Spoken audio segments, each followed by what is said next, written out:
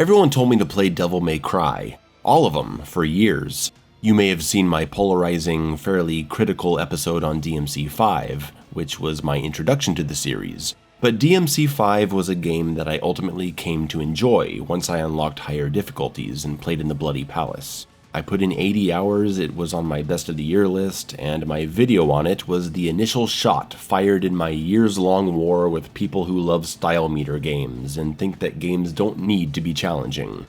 Many people have requested that I check out the other games, particularly DMC3, and I finally feel ready. I'm in the mood. But I'm gonna start with the first game. I got the HD collection on Steam, no mods, and I gotta say I really enjoyed DMC1.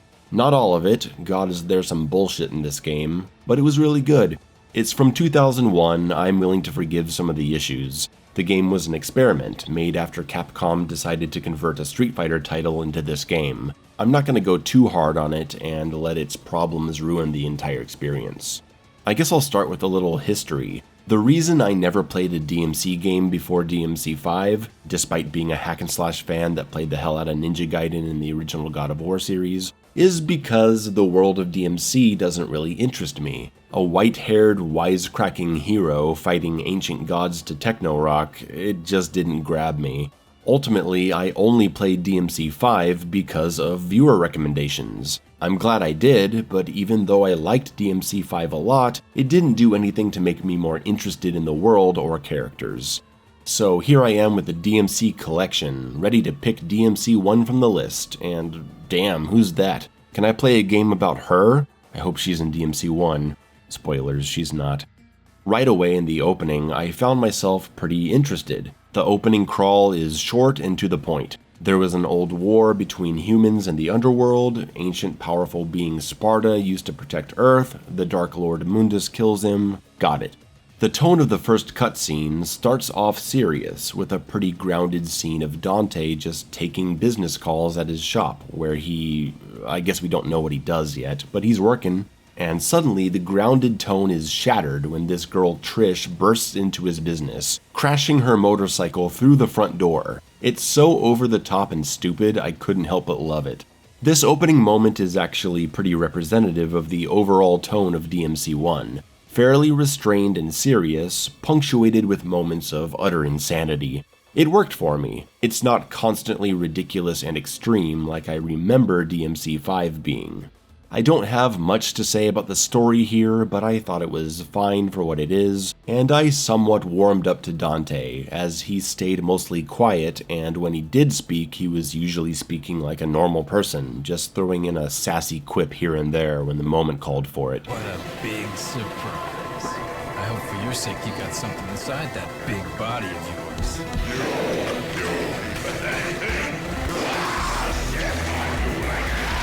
Before I get to the gameplay, I have to talk about a defining aspect of this game, and that's the camera style. DMC1 uses a mix of fixed angles and following camera that was an absolute treat to see. Right from the opening shot, I was blown away by the stunning cinematography on offer. This is nothing new for the viewers of my channel. I highly value cinematography in games, and it was something that disappointed me in DMC5, the player-controlled camera that framed every location the same way. I'm not saying it's not nice to be able to rotate the camera during action, and yes, I admit that sometimes I wish I could, but I really liked how most of the action is framed here. We get beautiful downward shots of Dante's relative smallness in giant cathedrals, shots in front of Dante as he runs away from the castle. I love how the camera shows you that there's a walkway up on another level, and it had me curious as to how I was going to get up there. Once I did end up there, hours later, I had that moment of saying, oh, hey, I'm on that walkway from earlier. And the only reason that moment happens is because the camera draws your attention to it, framing it as something important.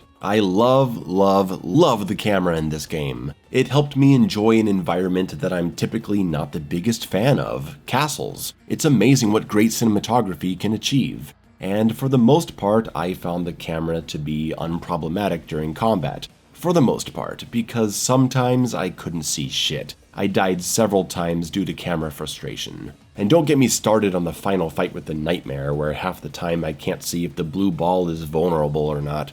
I'm interested to see how the sequels improve on the camera system, because I like it. There's just some poor implementation in crucial moments that lead to unnecessary frustration.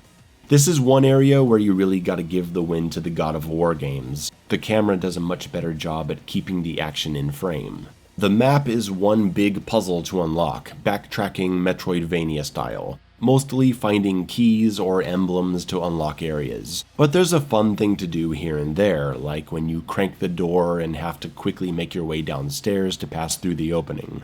There's a bit of platforming, which is welcome, albeit a bit clumsy in some sections, and that can also be frustrating. And I don't imagine that anyone likes the swimming sections. I wouldn't be surprised if I didn't see them return in the sequels. So let's get to the gameplay. What did I think of the combat, the enemies, the ranking system, all that?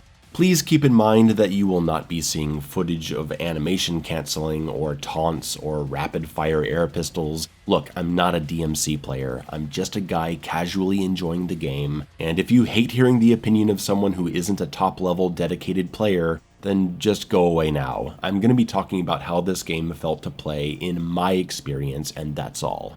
I found DMC1 to be a much better experience as a first-time player than DMC5. My main issue with the entirety of DMC5 is that the first playthrough is piss easy because they force you to play through Devil Hunter difficulty, which feels like a mindless mash fest. As someone familiar with hack and slash titles, I found DMC5's starting difficulty to be embarrassing. I want to feel like a game isn't going to let me play like a moron and get away with it, and it took me until halfway through my Son of Sparta run to start feeling like the game was actually challenging. I'm sorry that I don't go into these games immediately trying to do the most stylish combo possible. I'm looking for a challenge, and a flashing style meter on the side or a ranking system at the end isn't enough for me to feel the game is challenging.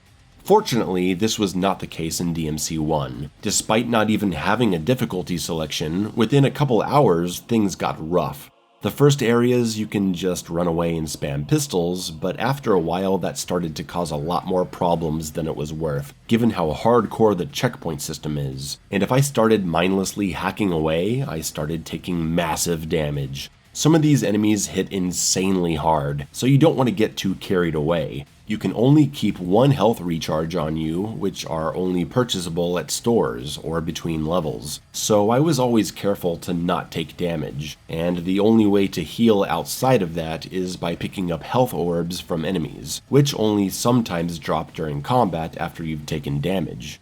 Maintaining a high style meter caused enemies to drop more red orbs, which increases chances of getting a health orb as well. That was great, because if I was close to death, I started focusing on playing really well to get my style meter up, hoping for a chance to heal myself. The style meter is also difficult to maintain, which I like a lot. You gotta work for it. It benefits from attack variety and consistency. It goes away very quickly, so you always need to be making contact with enemies, incentivizing aggression, as well as using aerial firearms or gun juggles in combo, which is something I embarrassingly did not figure out on my own.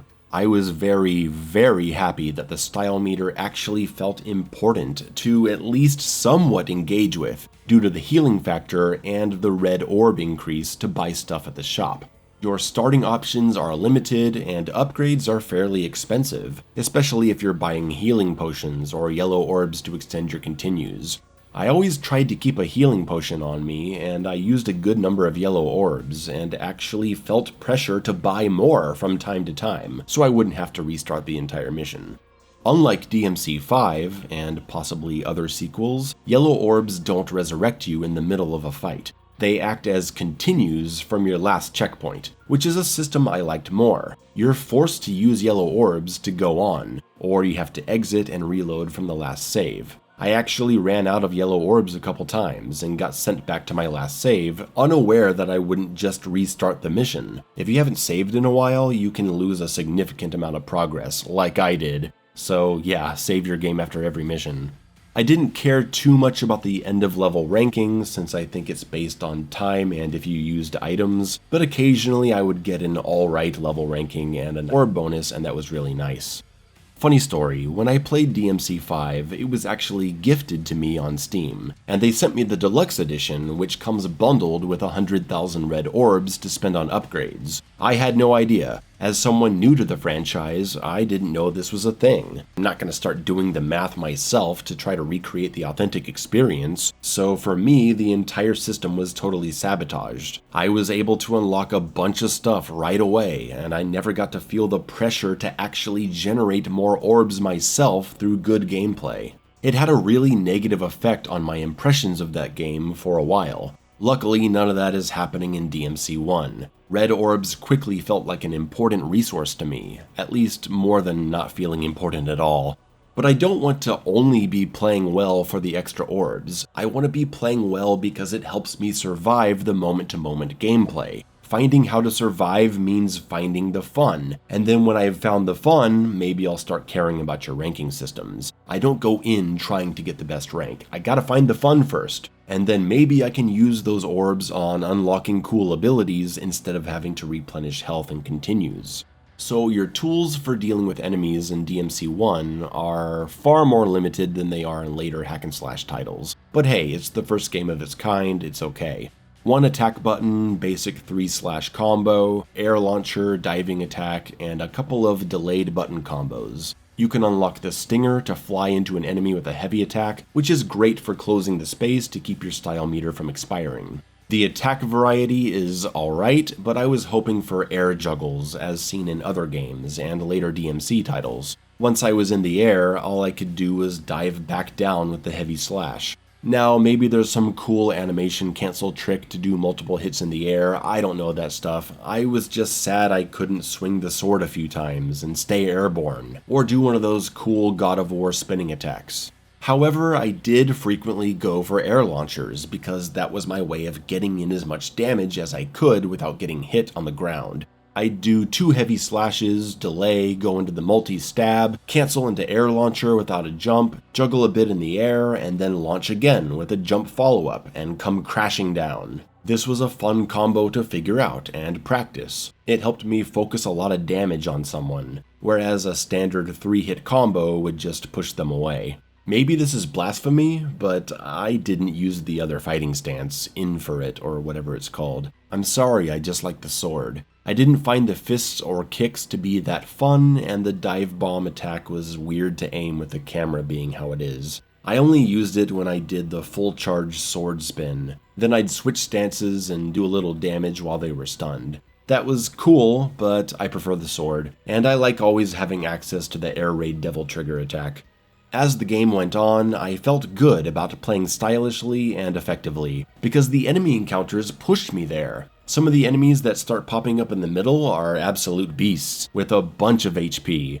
If I didn't focus on them with combos, I was greatly extending the fight, which means greatly increasing the risk of death. There's a pretty good amount of enemies in the game. The creatures known as blades have a defense that has to be worn down before you can combo them. The fetishes go into a protective stance after taking 2 hits and then blast you with fire. And it was fun to eventually learn to react to this stance and then dodge. Shadows seem to be only vulnerable to projectiles until they open up their core and you go in for big melee damage until they recover. There are several enemies, in fact, that push you to use your guns. The floating skulls go down in a single shotgun blast. I mostly just spammed shotgun on the scissor ladies until they died, and I definitely shotgunned these annoying giant flies. I used the grenade launcher sometimes for splash damage, and to get long-range attacks on boss fights when I was keeping my distance. There was a good variety to the combat in DMC1. It really was the opposite of my first playthrough of DMC5. But I love that DMC1 just starts challenging. It held me accountable and got me to play smart. I didn't have to beat the game to unlock that experience. Is it too hard for some people? I'm sure it is, and I would support the inclusion of a lower difficulty for them. But thank God this isn't the brain-dead experience that DMC5 was the first time. Eventually I got the Devil Trigger ability, which builds up during combat. Activate it and you get a damage boost. Use your red orbs to unlock awesome abilities like flying in the air and shooting lightning at everyone, which I ended up using all the time, and I felt like a god every time. You build Devil Trigger pretty naturally just by fighting, so I never felt the need to invest in the refill potions until the end of the game, but we'll get there. It was quite nice to have the opposite experience to DMC5, where I felt like I was regularly flooded with orbs with nothing I wanted or even needed to buy. Here I was regularly spending my orbs just to stay alive and fight stronger. It's not all good news though. I can't say I enjoyed the boss fights very much. The giant bird that shoots lasers at you was pretty annoying. I just couldn't get up on these red platforms because the jumping feels a little weird and the camera angle makes it awkward. Nello Angelo wasn't very fun either. It feels like a boss fight that only gets fun once you really dive into the mechanics of the game and play repeatedly. I hated the nightmare fights. If it were only once, that would be okay, but 3 times? I just did not find it fun to be running around hitting seals on the wall and then focus down a blue orb. I thought it was really annoying. And the final encounter is in a claustrophobic space that leads to all kinds of camera issues. Half the time the ball is exposed, I can't even see it. This is when I finally started using Devil Trigger potions. At this point, I just wanted the game to be over with.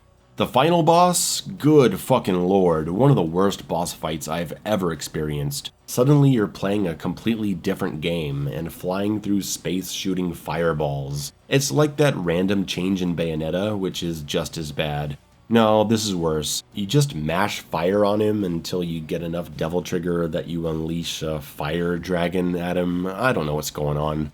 And then the second phase is this lava area, dodging shit and jumping onto platforms, which I swear is impossible at this camera angle. I fell into the lava so many times and didn't even understand why. I lost all my yellow orbs and had to repeat the first phase a few times. Eventually I said screw this shit and bought a bunch of Devil Trigger refills and invincibility, and I cheesed the fuck out of the final boss with constant fireballs. I hated this fight so much it wasn't fun in the slightest. I don't feel bad one bit about how I beat him. You can save the comments about, oh, he's actually really fun once you're a speedrunner or something like that. Okay, great.